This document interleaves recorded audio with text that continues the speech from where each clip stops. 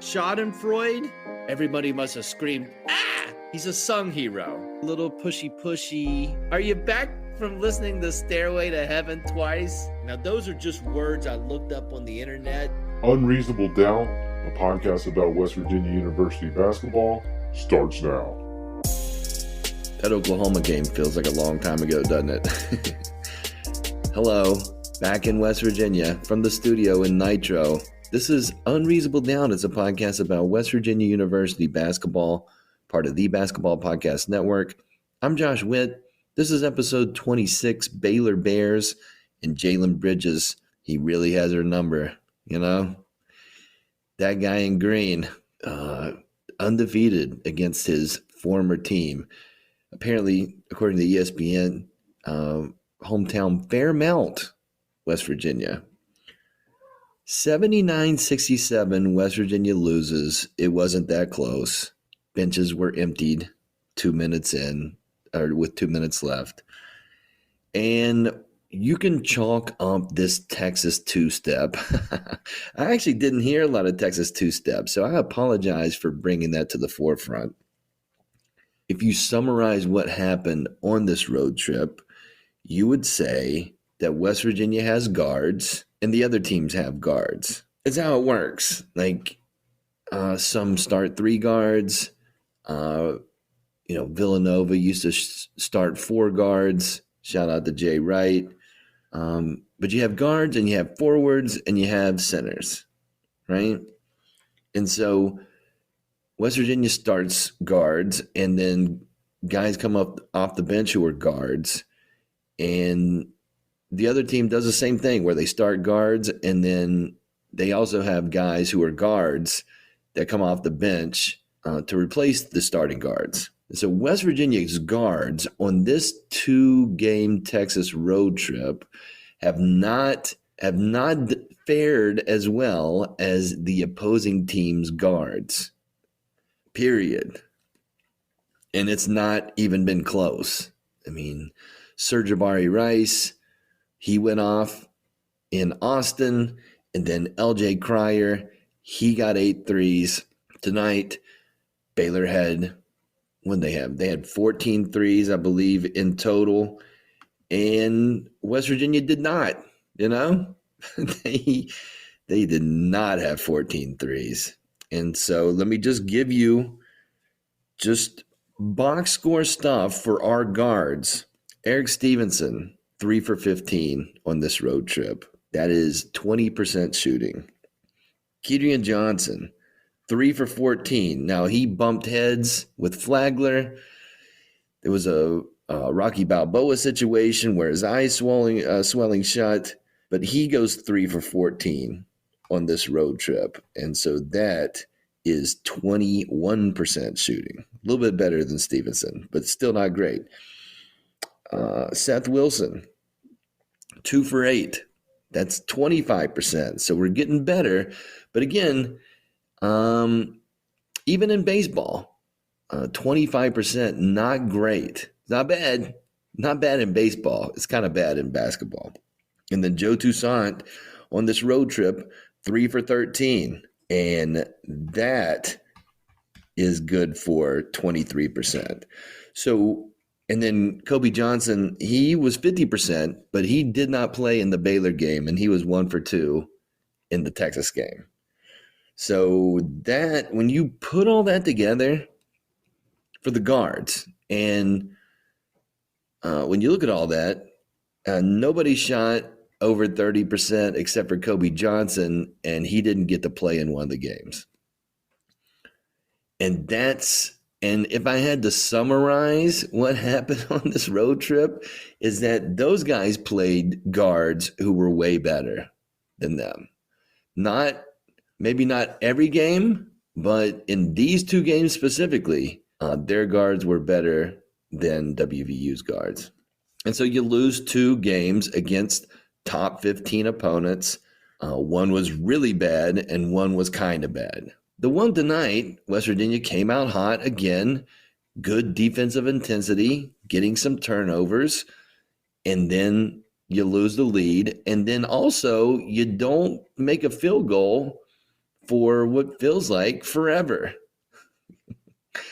And Trey Mitchell's sitting with 2 fouls, and Emmett Matthews is sitting with 2 fouls. And then cut to the second half, Cryer just keeps being open in the corner, in the left corner, and that guy was making them. Matter of fact, you knew even when it was going well for West Virginia, Baylor made a couple of threes where they hit the front part of the rim, 3 or 4 bounces, and then they went in. That's a sign. That is a basketball sign that the ball for that team is going to go into the basket. Because when they bounce 3 or 4 times from 3, it's not a close shot. When those bounce around and go in, then they're going to shoot more that don't have to bounce around. They just are going to hit the bottom of the net. And I don't know. I don't know what happened defensively. I know Baylor brought out that amoeba zone again, that 1-1-3 that I haven't seen in a while. It proved very effective tonight. West Virginia stood a bunch, a lot of pass it from wing to wing, and that just and guess who were passing those passes? They were guards. And as I just mentioned, the guards were not hitting. So West Virginia did find success later on, but they were already down 15. And Emmett Matthews had a good night, and Trey Mitchell, he did pretty good. And but they are forwards. And so in a battle of the forwards, maybe you'd make the case for West Virginia tonight. However, the way the game of basketball goes, especially in college basketball, is that if your guards are doing well, then you're going to have a good shot of winning basketball games. And when all of your guards don't shoot the ball well, then it's going to be a problem. And that's what happened. So where do you go from here? Well, it's we're in a weird spot here where West Virginia had just won 4 out of 5, and then you could look at it and say, now West Virginia's lost 3 out of 5. And, has West Virginia done well recently in the last few years on the road? They have absolutely not done well. And it proved the case on this road trip. And so glass half empty, they've got another one of these coming up. They get 2 at home, and then they do another 2-game road trip. And this one is arguably harder because, one, you can almost, and you never want to do this with basketball because games have to be played and things can happen. And, any given night, right? But one of these 2 games on this road trip, just look it up. Look how West Virginia has done against Kansas. We all know that they've never won there. And so that's one of your games. And West Virginia has won at Baylor in the past. And West Virginia has won at Texas in the past.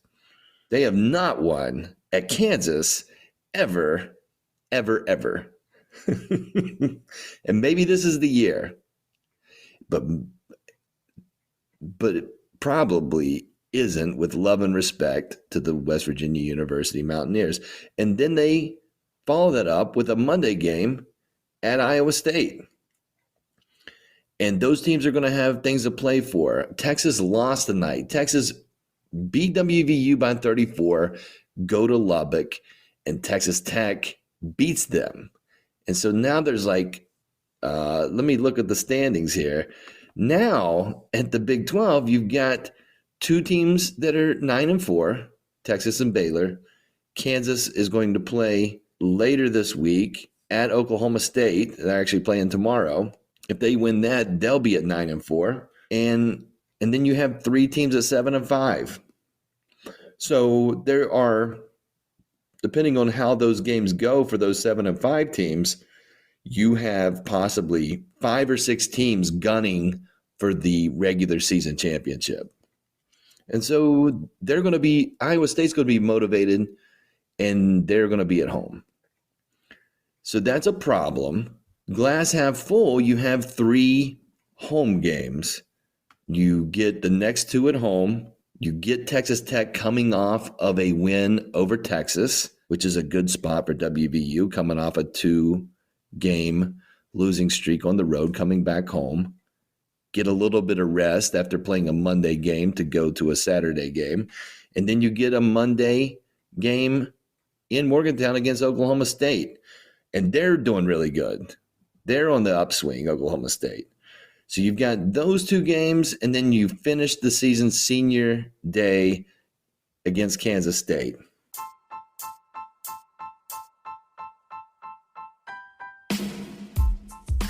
NBA fans, it's time to bring the hoops action to the palm of your hand with DraftKings Sportsbook, an official sports betting partner of the NBA.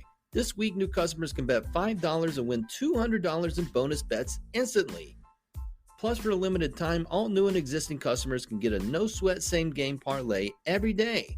Just go to the DraftKings Sportsbook app today, opt in, and place the same-game parlay on any NBA game, and if it doesn't hit, you'll get a bonus bet back. So the Pelicans beat the Lakers today, so they're on a one-game winning streak. I would fade the Pelicans, and that would, whoever they played next, bet against the Pelicans with love and respect to New Orleans. Download the app now and sign up with code TBPN. New customers can bet $5 on the NBA and get $200 in bonus bets instantly. Only at DraftKings Sportsbook, an official sports betting partner of the NBA, with code TBPN. Minimum age and eligibility restrictions apply. See show notes for details. And if you win 3 games, I've been putting my recipe for WVU winning or making the NCAA tournament. I thought they could wrap it up in the regular season if they win their home games, win at Lubbock, which they did, and still won on the road. Now the recipe may have to have a tweak. It's almost like you get in the kitchen. It's like, this is what I want to make. And you look in the pantry and you don't have fresh dill. You're looking around, where's the cumin? And so you have to maybe do a substitution. So with 5 games left and 2 daunting road games, you got to win all these home games. And then, then the recipe, the substitution for no cumin is a win a game or 2 in Kansas City. And of course, the trump card that I haven't talked about a lot, but seems even more difficult than the recipe I put online, is just win the Big 12 tournament. Because in fact, if you do that, then you don't have to, you just automatically qualify for the NCAA tournament. That seems very unlikely, given that a certain team, that thing is played in Kansas City, and there are multiple teams in this conference from Kansas, including the Kansas Jayhawks, who seem to win that almost every year. Iowa State will mix in a few Big 12 tournament wins. Anyways, possible substitution in play, but we'll cross that bridge when we get there. But no matter what, in these final 5 games, WVU's guards, and this is expert analysis that you're not going to find anywhere else, WVU's guards have to shoot better than 30% as a group. As a whole, they've gotta shoot baskets into the basket way at a higher clip than what they're doing now on this 2-game road trip. Now, are there any more games in Texas? No, they're not. So you got your Lubbock win. You lose the rest of the games in Texas. You don't have to go there again unless, you're lucky enough to go to the NCAA tournament. I don't even know if they're playing games in Texas, but it throws that into play. But the guards have to be better. The one weird thing from Bob Huggins as a Hall of Fame coach, one weird thing I saw tonight in the second half was West Virginia go to a 1-3-1 zone when the other team is making a ton of threes. And just outside looking in, is that something you want? Is that something that you want to do? Because when you're playing zone, this is my opinion, when you're playing zone, you are wanting to force the other team to shoot from outside. But if the team that you're playing is already successfully making a ton of those shots from outside, do you want to coax them into shooting more threes? Again, outside looking in, I know way less. You know all the things. Listen, man and woman, I am struggling. I'm back in Nitro. Big travel day today. Got back 9:00 game Eastern. I'm jet lagged. That 1 hour that you lose, jet lagged. And I don't play basketball. That's the thing that gets the Huggins talks about a bunch, but we don't factor in is how West Virginia's travel in this Central Time Zone Conference. I talk about it every year. We don't talk about it enough. Now, in this, there's a 2-game road trip, so they got to hang out in Texas. But when you travel, in my experience, you feel more tired traveling versus not traveling. You know what I mean? And that's with no physical activity. These guys play basketball for the school. So I've always had the opinion since they've joined the Big 12 that winning the regular season is always going to be an uphill battle. West Virginia sits in 8th right now, so they're not even close to it. I think every year, even if they've got a really good team, and this is played out, West Virginia has really good Sweet 16 teams, and the best they've done is second place. And that's commendable. But first is super daunting because not that this was a scheduled loss, but you've got some tough sledding as far as a travel sitch. Cut the next year, Utah's in play, right? A little more opportunity to play teams where you don't lose an hour in travel. Oh, it's and the energy of this team, I don't know if it's travel energy, but even when they were getting some stops defensively, getting some turnovers, the body language for this team was not full of energy. And Eric Stevenson seems like he's dealing with 4 or 5 nagging injuries at the same time. We saw very little of Eric Stevenson in the second half. Kobe Johnson or Kedrian Johnson with the swollen eye from the headbutt. Guys are dealing with stuff. That's not exclusive to WVU, but the energy, especially early on, did not look like we've got this. It looked like a road-weary team. And so the medicine for that is to get back home, to play 2 games in 3 days, and then get back on the road for another 2-game road trip. It's fine. It's fine. Can WVU still have eyes on the NCAA tournament when they are 4-9 in the Big 12? What's crazy is they can. They absolutely can. And you can look back at last year. West Virginia was 3-9 at one point in the conference, and then they lost a bunch more. But in that moment, I guess you could have said they still had a chance. I don't know. Hey, I mean, the ESPN guy still has West Virginia in it. When you take, and that guy's not the gospel, you take a bunch of people that pay attention to this, West Virginia still projected into the NCAA tournament.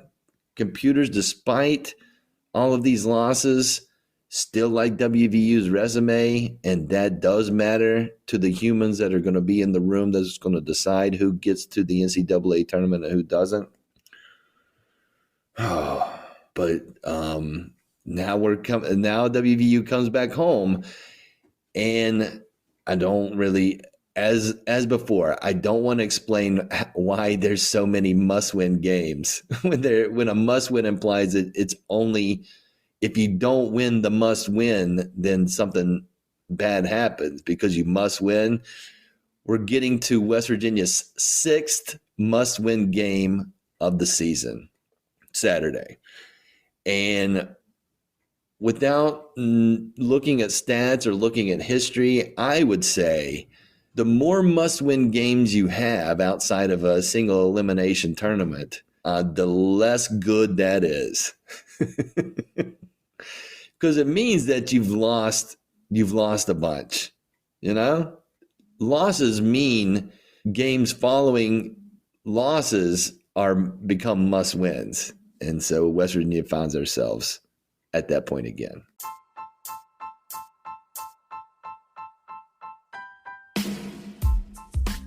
This episode of Unreasonable Doubt is sponsored by Freeman Sports Cards and Collectibles. Sports cards.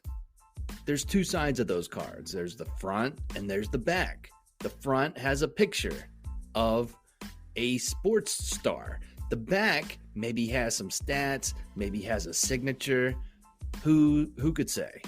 I haven't looked at a sports card in a while, but back when I was a kid, that's what it was. Picture on the front, stats on the back. Comic books. Those have drawings of superheroes and whatnot and words in word bubbles, and you can read them and it's fun and you can collect them. Action figures. They move, they're small, they're fun toys. I'm just describing things that if you have these, then you can call Freeman Sports Cards and Collectibles and tell them you have them. Hey, I've got a sports card with a person on the front and stats on the back. Then they'll ask you a little more information, but then they'll buy it from you cash money. So call them 304-416-3631, Freeman's Sports Cards and Collectibles. As I mentioned, the next game for WVU is home Saturday, February 18th, 12 noon, ESPNU. West Virginia plays the Texas Tech Red Raiders in another must-win. Go figure, the last time West Virginia had a must-win, it was, I would argue, it was at Lubbock. I don't know. There's so many must-win games. It's hard to keep track. But West Virginia has already played a must-win game against Texas Tech in Lubbock. They won that game 76-61, a very convincing win. And Texas Tech comes into this on a 2-game winning streak, beating Kansas State at home. Remember them? They're pretty good. And then the team that West Virginia got trounced by Saturday, Texas Tech beat Texas tonight 74-67. So they come in on a 2-game winning streak against 2 really good opponents. Those games are at home. West Virginia has lost 2 in a row on the road. They get to come back home. Both teams get the same number of rest. One team gets to be at home, and one team has to go the farthest they have to go in conference play to come to Morgantown. And West Virginia has fared well against Texas Tech since they've joined the Big 12 in games in Morgantown. And but once again, this is a must-win. And in the spot, I like the spot for WVU in this must-win game because Harmon had 25 tonight and O'Banner had 19. And so those guys are coming off of some great shooting performances, big point totals. And so in the college game, and this is unfair to those guys, I'm looking at it through the WVU prism. When you have a good game like that, it's hard to do that back to back. And so I'm putting that on Harmon and O'Banner that they are going to cool off in Morgantown. I will be there in person, be there with family, excited to get back to the Collie and see the Mountaineers in person. Hopefully this time around, 1 week later, I see them not lose by 34. I think they said on the broadcast that it's been like 7 or 8 years since West Virginia's lost a game by 34 points. And of course, not that if I don't make that trip, let's be very clear. If I don't make that trip to Austin, West Virginia still loses by 34. I don't think where I'm at in the world has anything to do with the result of that game. But what are the chances that I guess they're pretty good. So another must-win game, and let's see what happens. That's it for this episode of Unreasonable Doubt. Listen on all the platforms, or just pick one: Apple Podcast, Spotify Podcast, YouTube. Until next time, I'm Josh Witt. WVU for the 2022-2023 season. They have 15 wins and they have 11 losses.